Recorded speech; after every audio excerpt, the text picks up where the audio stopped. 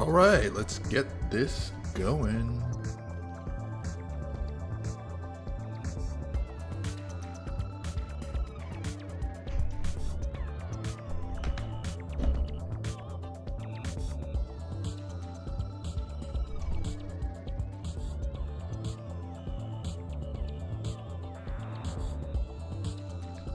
Okay, that looks good. That looks good. That looks good. All right. Got a few things picked out today. Most of the things today are VR related, game related.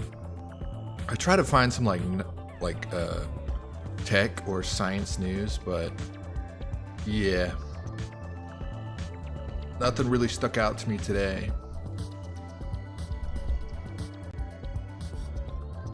But okay.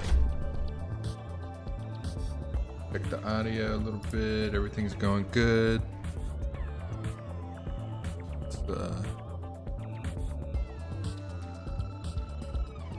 on phone. Hello. This is my speaking voice.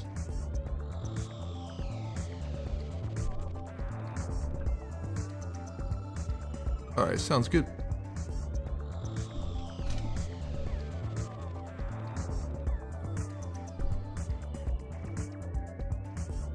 Welcome to my world. That's what's behind me. Cool sushi bar. I added some of my social media stuff down below.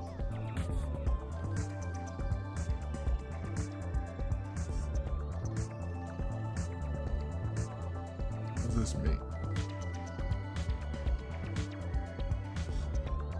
Okay. Why is the heart? Okay.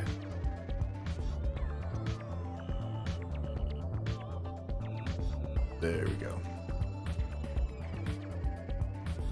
Okay, the first thing on the agenda is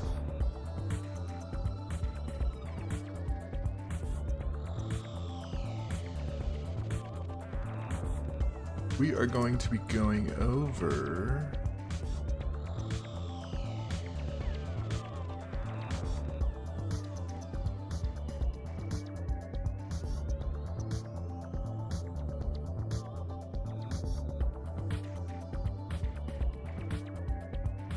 annoying, bruh.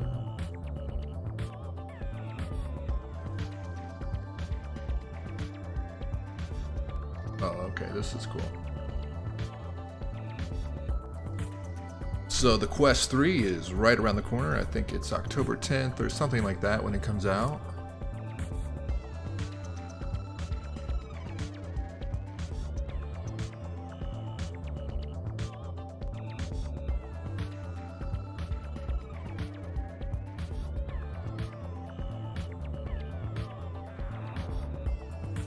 All right. It says here, the Quest 3 brings a big change to controller tracking coverage.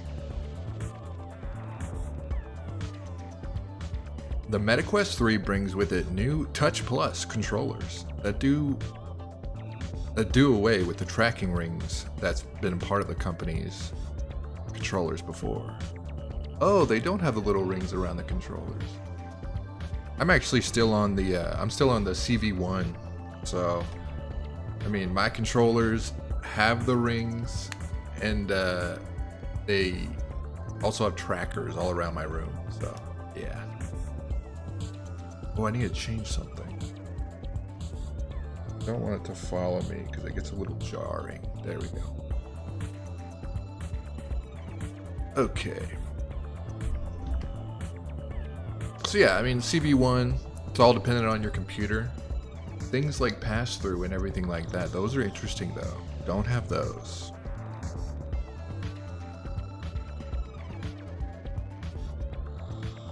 Let's see what else it has.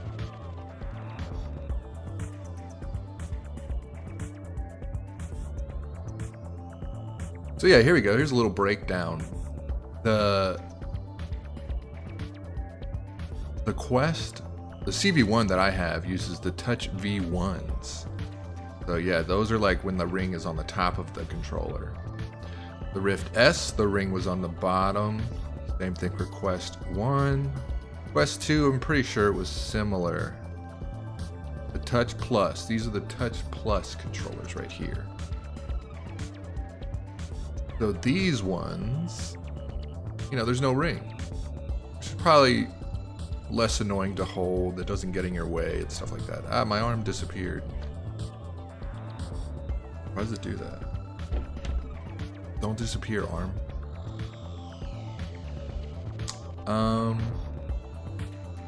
Quest 3 would be the first consumer headset from the company to ship with controllers without a tracking ring. The company is calling the new controllers Touch Plus.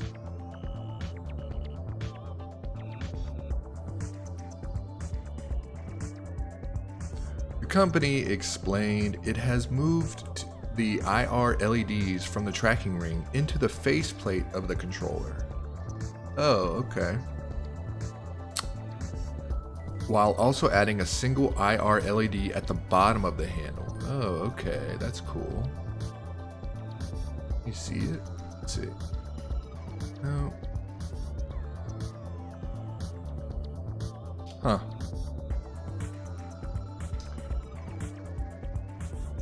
The Touch Plus is different than the company's Touch Pro controllers. Okay. Which also don't have a tracking ring, but instead use onboard cameras to track their own position in space. Meta confirmed that Touch Pro controllers are compatible with Quest 3, just like Quest 2. Huh.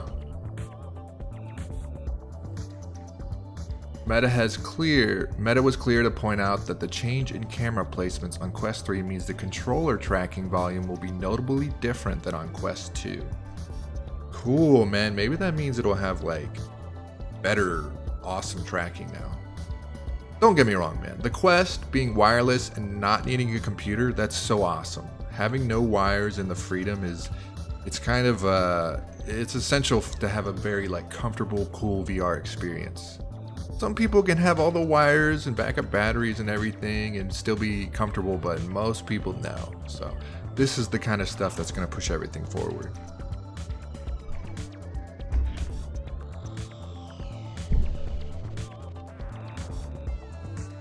The company said Quest 3 has about the same amount of tracking volume, but it has strategically changed the shape of the tracking volume. Alright. Okay, so here's a little pick we got.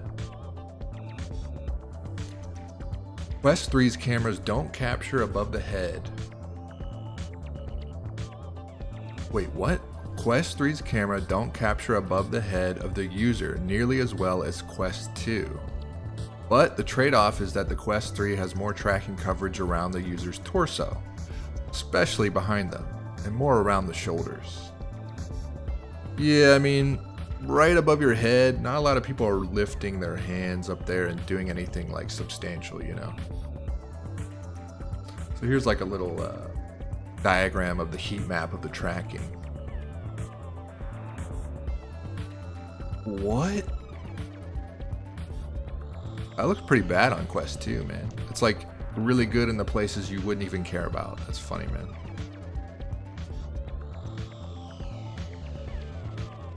Haptics, here we go. Big fan of these.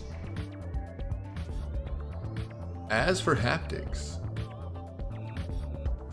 the company said that haptics on the Touch Plus controller are certainly improved, but not quite the level of Touch Pro. Okay. And further explained that Touch Plus has a single haptic motor, whereas Touch Pro controllers have additional haptic motors in both the triggers and thumbsticks. Okay, well, you know, can't have it all with a reasonable price, you know. Company also reminded developers about its Meta Haptic Studio tool, which aims to make it easy to develop haptic effects that work across all the company's controllers, rather than needing to design the effects for the haptic hardware in each controller individually.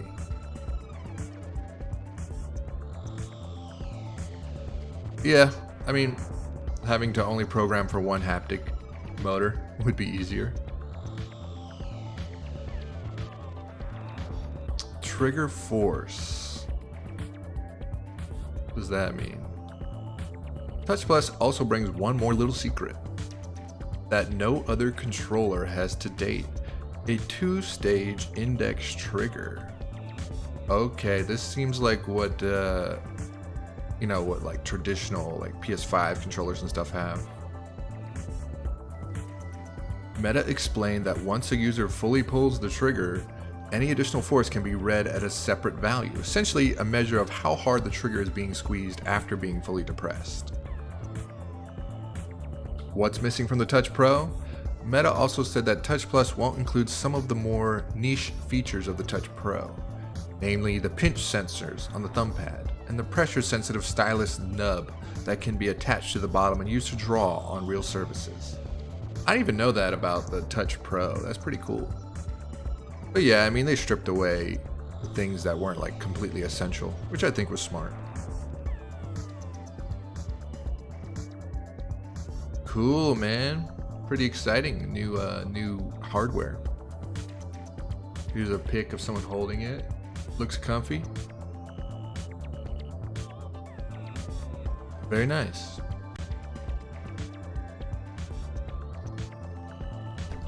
I think that's exciting for sure. I don't know if I'll get a Quest 3. I mean, I'm still chilling with my CV1, but the Quest 3, I mean, eventually I'll upgrade. It'll be an awesome upgrade. Okay, so the next thing we're going to be going over is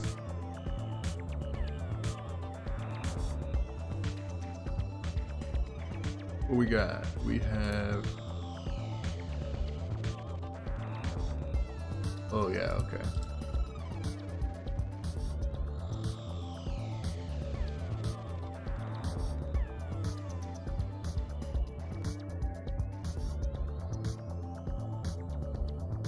Xbox Cloud Gaming coming to Quest 3 in December. This is pretty exciting. Like having like Game Pass and cloud gaming and everything, you know, it is the future. So, and then the storage on these headsets and everything, I'm sure is super limited. Even the power. So to use cloud gaming on the headset is very smart. It's definitely the future.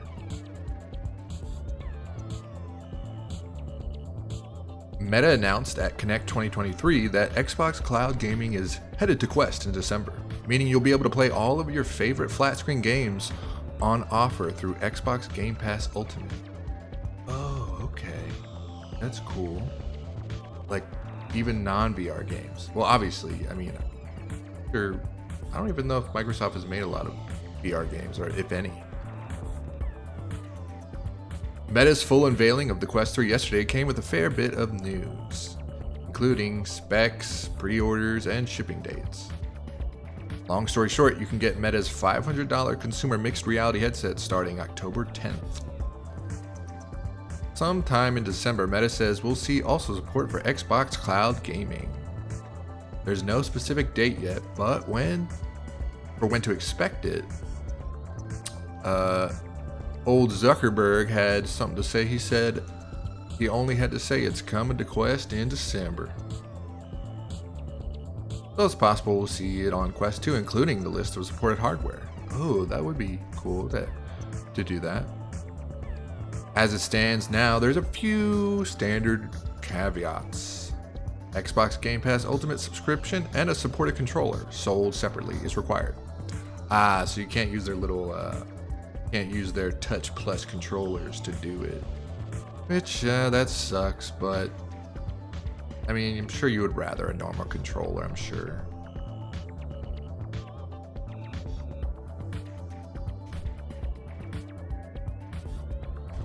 Awesome, man. Cloud gaming and Game Pass are amazing, so being able to like just load it into your headset, sweet, dude.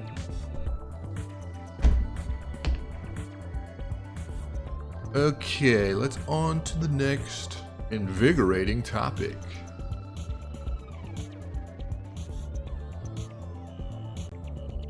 we have...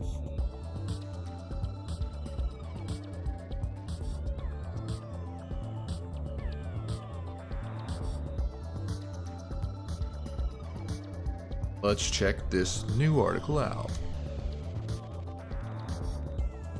Meta will bring augments to Quest 3, persistent mini apps that live in your room. This had me interested, man, because just like Apple's new headset coming out, the Quest 3 is really geared towards augmented reality just as much as VR, maybe even augmented more. It seems like there's so many augmented reality games coming out for it. So things like this are super cool to have, like little apps floating in your living room and stuff. Let's check it out.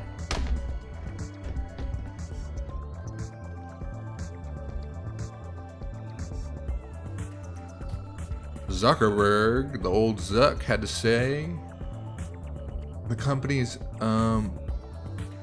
that he said that it's going to launch a set of mixed reality mini apps on Quest 3 that you can stick anywhere in your house. Relying on Quest 3's room mapping capability, the so-called augments are due to launch sometime next year on Meta's newly fully unveiled mixed reality headset, bringing what the company calls interactive, spatial aware digital objects that come to life all around you. Wait, what?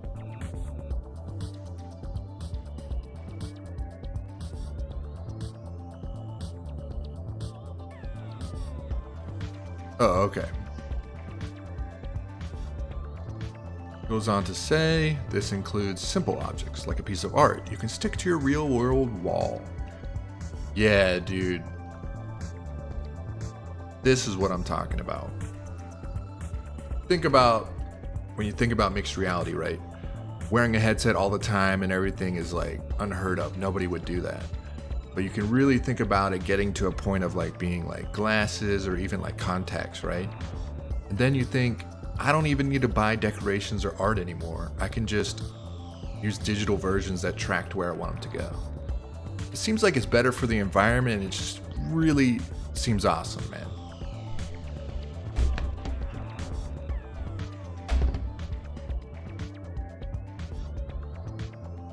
Zuckerberg also noted that these sorts of frames can contain things like Facebook videos, Instagram Reels, and other apps, but also portrait-shaped portals that act as immediate links to VR games.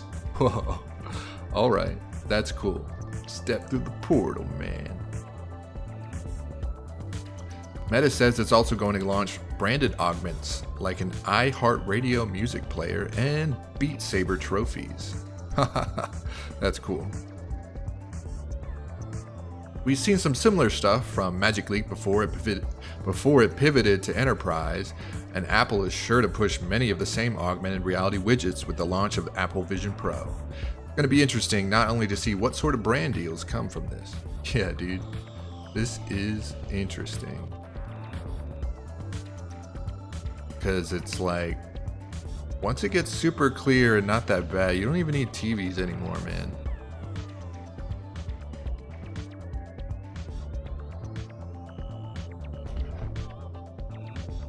The mixed reality future is right around the corner, ladies and gentlemen.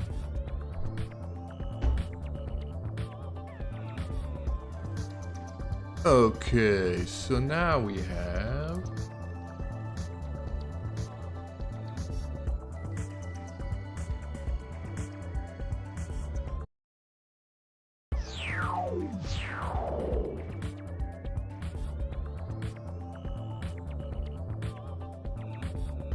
Next up on the agenda, we have Lego. We have Lego Mixed Reality Game coming to Quest 3 December 7th.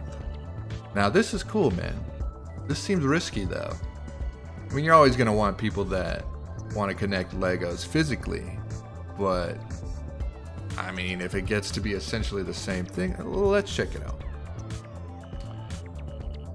Meta announced at its Connect Developer Conference today that Lego is releasing Meta announced at its Connect developer conference today that LEGO is releasing a mixed reality game for Quest 3 named LEGO Brick Tales.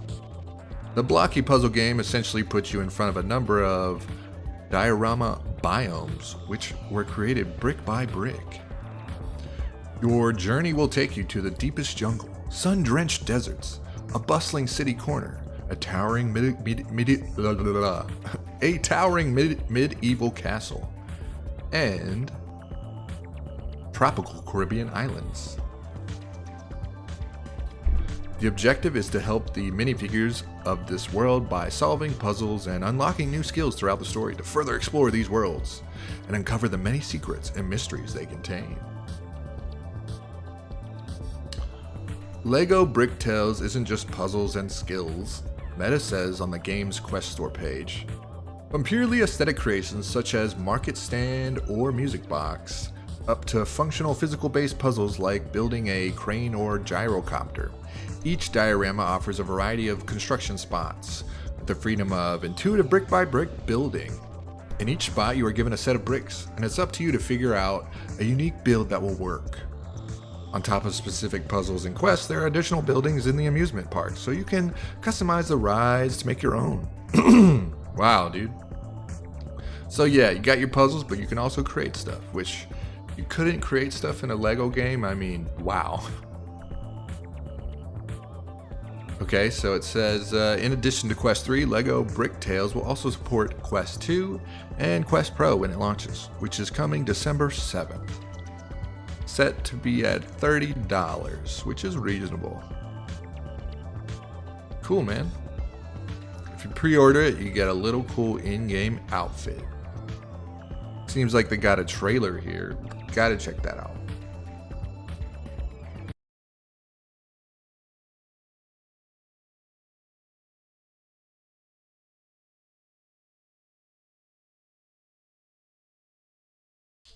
Probably gonna be pretty cool. Maybe, maybe not. We'll see. Let's check out. Let's check out LEGO Brick Tales.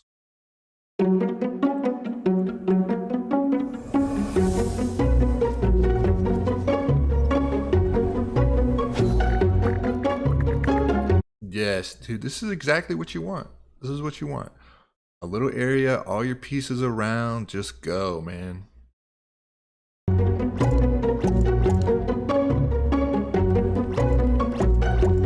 the graphics look pretty good, man.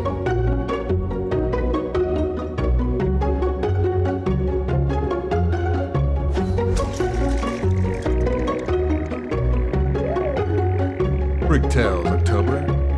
It says 12. Didn't they say? I don't know. Cool, man. I'm into it, man. I think it's only available on the Quest ones, but I'm sure once more headsets come out that are passed through and stuff like that, I'm sure it'll go to them as well.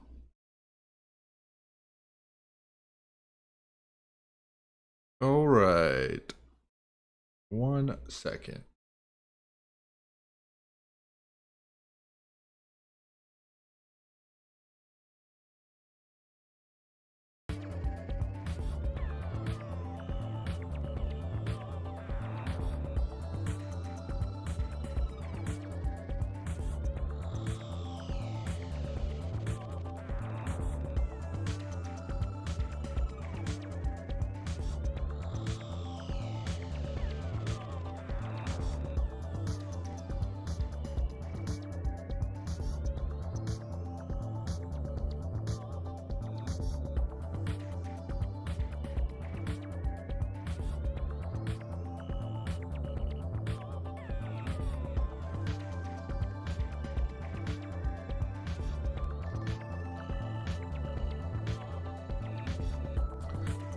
All right, on to the next invigorating subject I have picked out for us.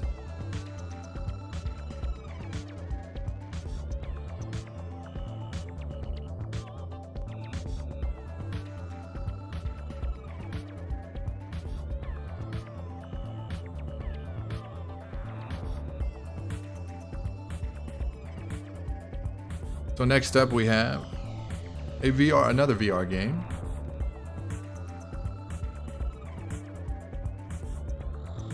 This one is called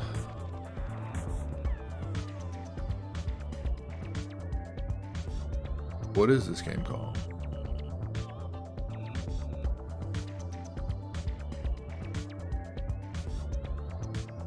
Oh, okay, I don't think it has a name.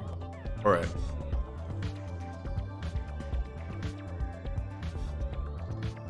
Fast Travel Games partners with Moonhood on claymation-based VR game.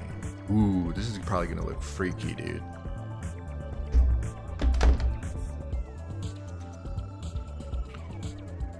Fast Travel Games announced it's partnering with Moonhood, a new game studio founded by the creators of Lost in Random and VR game Ghost Giant. Moonhood is creating a VR-supported game that aims to replicate the look and feel of claymation. That's cool. Based in Gothenburg, Sweden, Moonhood aims to immerse players in strange worlds, handcrafted in actual clay, cardboard, and what have you. Huh. The studio says it's hired a team of sculptors and miniature painters to create physical objects as the basis of their first project. Whoa, that's cool, man.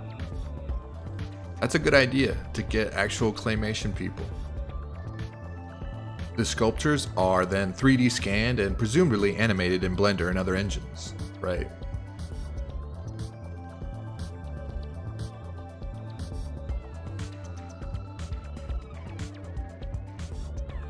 Claymation, man.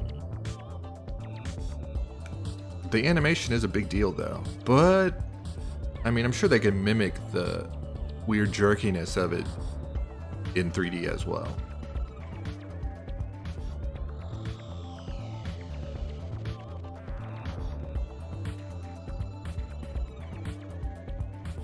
Moonhood says it's partnering with Fast Travel's publishing wing, but also a second unnamed partner. Ooh. Studio says it's on its website that its project is being funded by one of the biggest platforms. So like Steam or Epic or could be anything, right? Which is, considering the VR landscape right now, basically means Meta. Okay. So they think it's Meta. The studio hasn't confirmed this though. As a publisher, Fast Travel Games has brought a number of VR games to life, including third-party titles, Virtuoso, Everslot, Invasion, and Ghost Signal, a Stellaris game. It's also developed a number of well-received VR games, including upcoming single-player RPG, Vampire: The Masquerade Justice, and asymmetric multiplayer game, Mannequin. So yeah, this company knows, this publisher definitely knows VR games. Let's check out I think they said it's a teaser trailer, so see what we can discern from this, huh?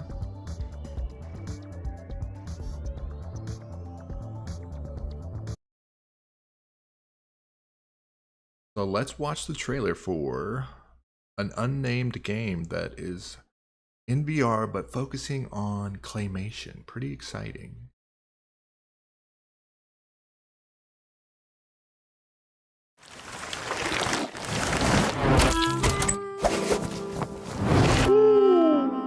Hello! Hi, and welcome to our new studio, Moonhood. At our previous game company Zoink, me and Olo here used to create story-driven games such as Lost in Random and Ghost Giant. And at our new company, we want to keep Dude, that place looks fun to work at. I want to go work there, dude. doing what we're great at, but a little differently this time. Whoa, dude. That looks super cool. That looks like really good quality, man. With Lost in Random, we had a lot of fun creating the art style and trying to capture the feel of a giant miniature world. But with Moonhood, we thought, why not actually create the game in real clay this time? So here at our studio, we're not Dang, okay, so their other game, they just mimicked it, but this time they're 3D scanning the actual clay. just game designers and programmers. It reminds me of like what they did with Kirby and the Clay Kirby game. Pretty sure they did a very similar thing. We actually hired a team of talented sculptors and miniature painters. And this is cool, man. Like, video games hiring traditional, like, practical effects people and the merging of genres. I love it, man. It's beautiful.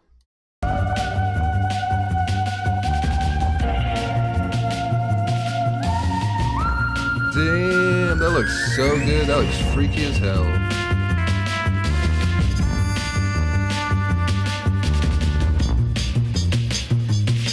Working in this organic medium is sending us down a And that's so cool, dude. Like, they're gonna have those forever. I mean, you could have 3D models forever, but those things are physical, man.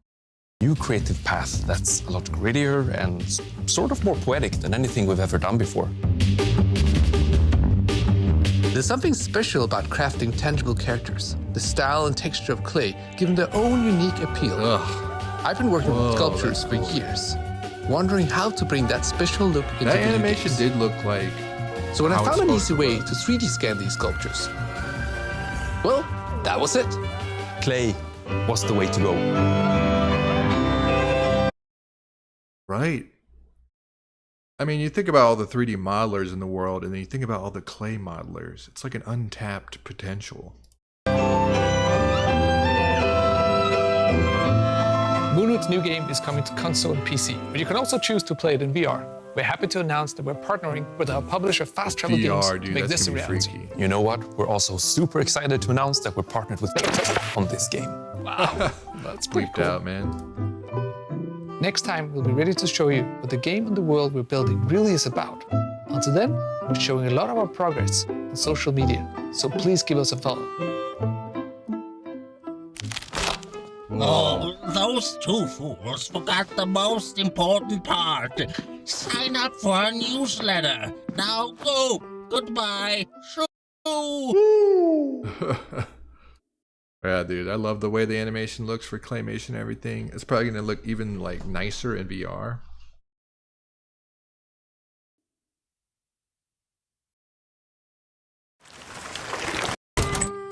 Super exciting, man.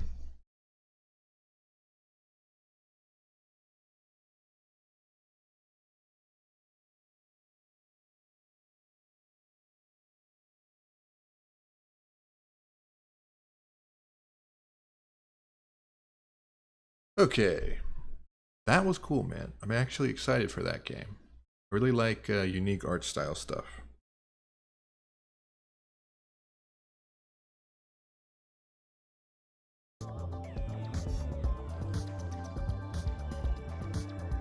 All right, on to the next subject. We have...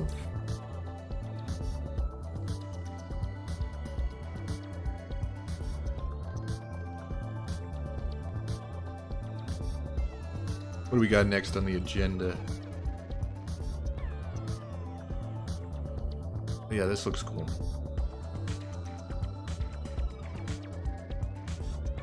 Immersed opens pre-orders for slim and light visor VR headset, starting at $500. Look at this thing, man. This thing looks so cool, dude. That's straight out of Cyberpunk, and that's exactly what you want in a VR headset. Light, sleek, but I mean, $500, how powerful can it be? Let's check it out. Immersed, the team behind XR productivity and co-working app, announced Visor last month. A slim, light VR headset designed for work. Ah, okay, so games are not the objective, but still cool. Now the studio has opened fully refundable pre-orders for 2 distinct flavors of the device. Pretty confident with the full refunds. Immersed is offering a 2.5K per eye visor model for $500 and a 4K per eye visor model for $750. Besides including different resolutions, LED micro displays, functionality, both models are the same. The company is also offering a Founders Edition visor 4K for $1,000. Whoa, that's going to be collectible. Which is said to ship 6 months before the standard visor. Oh, and you get it 6 months before. Both the 2.5K and 4K headsets include and eye tracking, 6 degrees of freedom, 5+ screens, 100 degrees field of view, ultra widescreen, custom IPD noise insert and light blockers, 25% lighter than a smartphone. Huh. HD color pass-through. Ooh, it has pass-through. I mean, yeah, this is like a pass-through headset, man. Stems and straps attachments included. Goes on to say, it's still early days. It seems the visor hardware is said to be both wired and wireless. Huh. Indicating it has an onboard processing for mobile VR experiences and a battery. However, the company hasn't released any specs yet. The company says headsets are custom built for each user. However, which includes... Okay, so it says the company says headsets are custom built for each user. However, which includes locking in each user's interpupillary distance, the IPD. Okay, so you have to get like your eyes measured and everything and send them that. Which, I mean, when people get glasses and everything, it's the same thing. It just probably sucks for sharing it.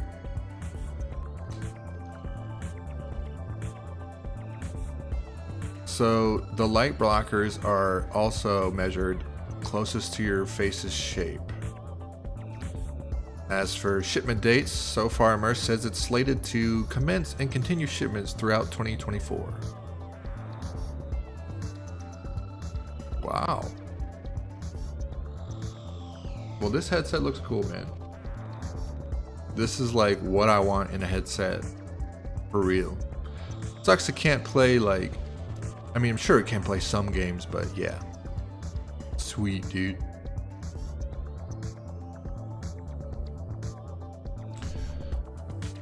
Very exciting, very exciting. Let's see what else I got on my list of goodies.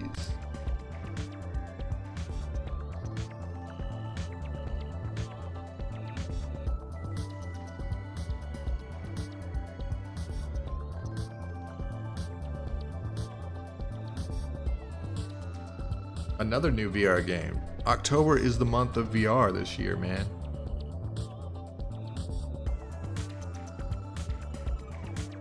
Fuji? I guess it's Fuji? Crafting memorable VR experiences, the interaction design of Fuji. Creating a VR that truly immerses the user is no easy feat. Pull this off correctly requires a careful blending of graphics, animations, and audio, and haptics. Yeah, that's true. Today, we are thrilled to pull back the curtain and give you an inside look into our thought process while developing Fuji, a title that has been a labor of love for us at Funktronic Labs. As the landscape of virtual reality continues its dynamic evolution, we saw a golden opportunity, not just to adapt, but to breathe new life into Fuji. We're eager to reintroduce our experience to a begrudging new community of VR enthusiasts. Stick with us as we delve into the design process that originally brought this magical floral adventure to life. A brief foray into Funktronic Labs. Founded a decade ago at the intersection of art, technology, and design, Funktronic Labs took the plunge into VR development back in 2015. Fuji, a harmonious blend of nature and technology. Fuji first made its debut as a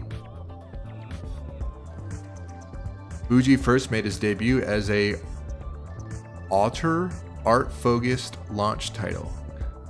Fuji first made its debut as a art-focused launch title for the release of Quest 1 back in May 2019. This project holds a special place in our hearts as it resonates.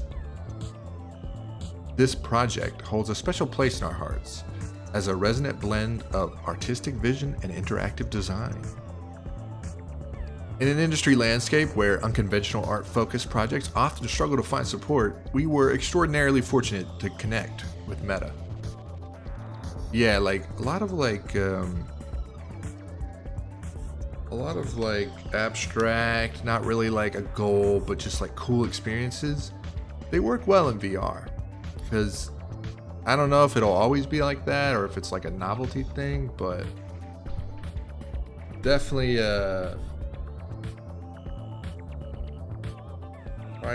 why am I freaking out right now?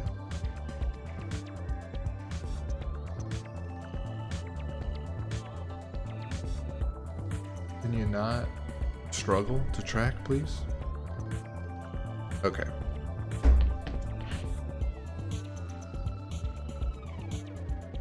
So it goes on to say Fuji's overall design philosophy. During Fuji's development, we were acutely aware that a substantial portion of our audience would be stepping into the realm of VR for the first time. The industry's first major standalone headset, the Quest 1. Yeah, the Quest 1 was a huge stepping stone. No PC required, wireless. You need that. By refraining from controls that demand steep learning curves, we zeroed in on cultivating immediate natural interactions, thereby offering a warm, invitation to VR newcomers of all ages and gameplay experiences. Remarkably, this has led to an incredibly diverse player base. What does this look like? Nothing. Alright, cool. It's an oversimplification to regard VR as merely a stereoscopic monitor strapped to your face. Yeah, that's for sure. VR introduces a groundbreaking paradigm shift in user interaction. Yeah. Oh yeah. That is for sure. This new paradigm unlocks a whole new layer of tactical engagement and immersion, connecting players directly with their virtual surroundings.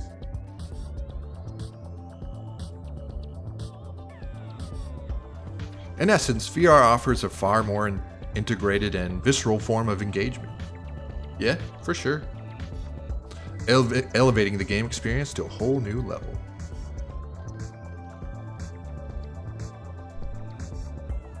Is it me? Maybe moving the table? Oops. Hold on. What if I...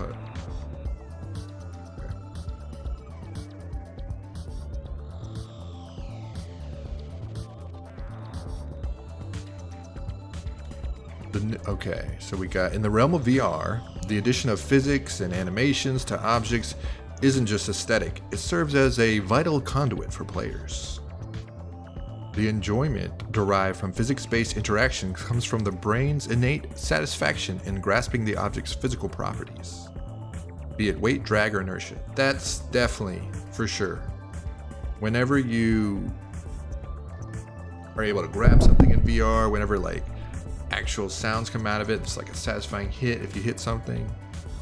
Really takes the experience above and beyond.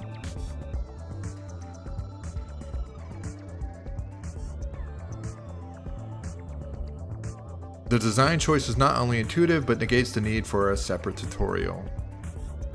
Yeah. Making tutorials seamlessly into the game is definitely the way.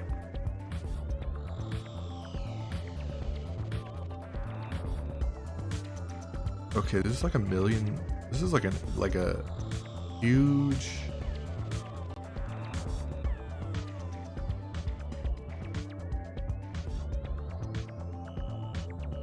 All right, let's go over some of the videos they have. This one is talking about the design philosophy.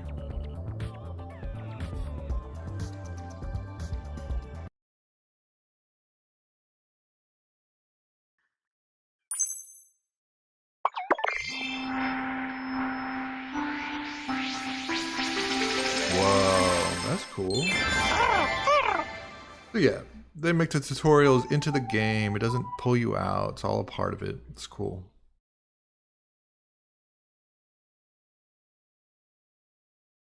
Here's some of the interaction examples.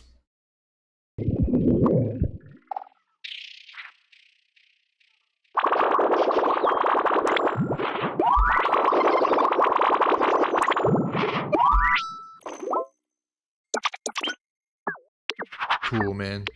Dig it. Here's some of the physics-based inventory.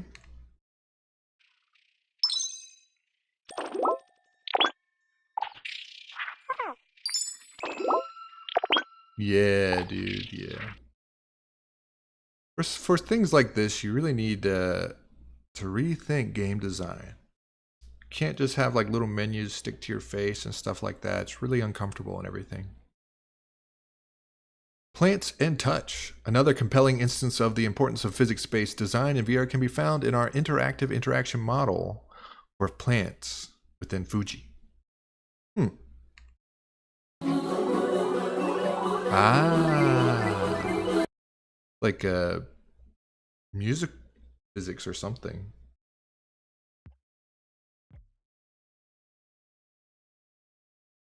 Wait, what? Oh, that's what happened.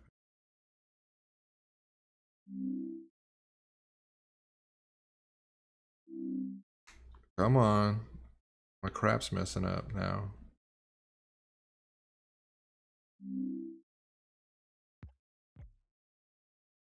No, no, no, no, no. Why is this over here?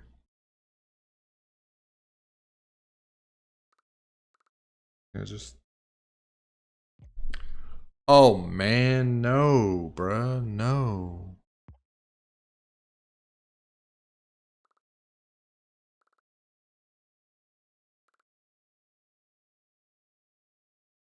Oh, yeah.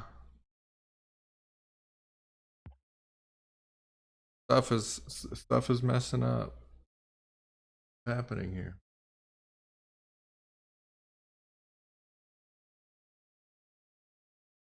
It's chaos. I have Steam Oculus menu open at the same time. It's glitching out.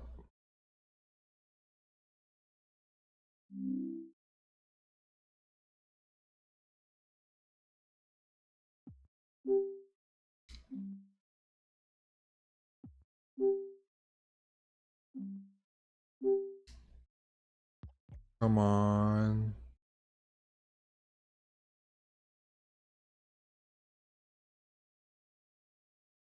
Why? Why?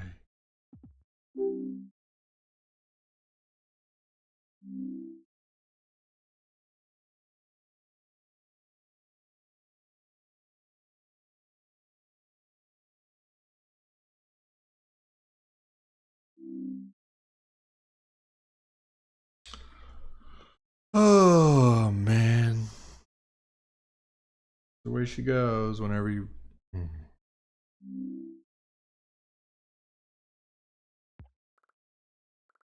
How do you make the effing window go away? Just stop, dude. Just stop.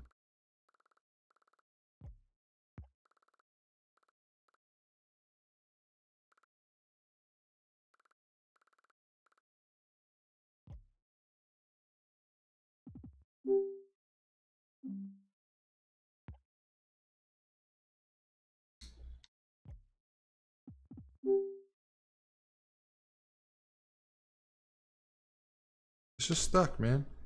My hands are stuck.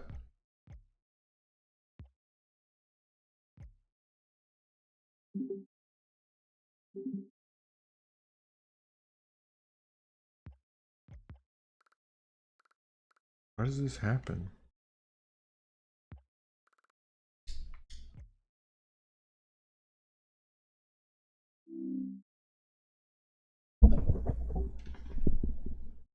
Oh, probably gonna have to cut this stream short because my hands are stuck and I can't do anything because Oculus forces you to have their crap open when you're, no matter what you're doing, even if you're not using their crap. Thanks, Meta. Thanks.